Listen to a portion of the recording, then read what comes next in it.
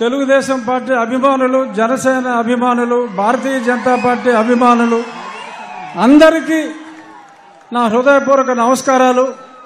ఈరోజు పెద్దలు నారా చంద్రబాబు నాయుడు గారు గతంలో నా ప్రాణాలకి ముప్పు వాటిల్లినప్పుడు ఆ రోజు రాత్రి ఆయన నిద్రపోకుండా లాయర్స్తో మాట్లాడటమే కాకుండా నా కుటుంబ సభ్యులు అందరినీ, నా భార్యని, నా కుమార్తెను, కొడుకును కూడా తొందరపడొద్దమ్మా, నేను ఉన్నాను అని చెప్పి, ఉన్నాను విన్నాను అని సొల్లు కౌరులు చెప్పేవాళ్ళు కాదు.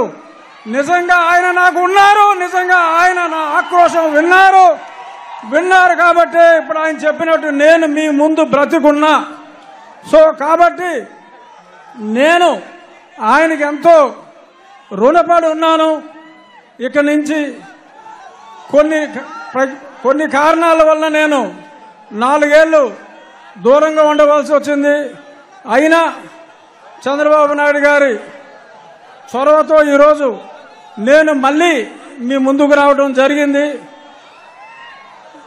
ఎప్పుడూ నేను ముందుగా చంద్రబాబు నాయుడు గారికి, అలాగే మీ అందరికీ నేను రుణపడి ఉంటాను.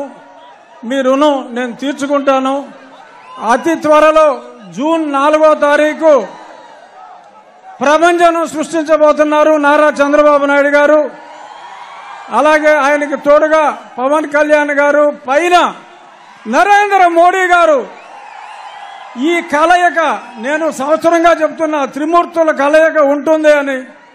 అందులో బ్రహ్మ మోడీ గారైతే విష్ణుమూర్తి మన చంద్రబాబు నాయుడు గారు, పరమశివుడు పవన్ కళ్యాణ్ గారు, సైన్యం మనం అందరం.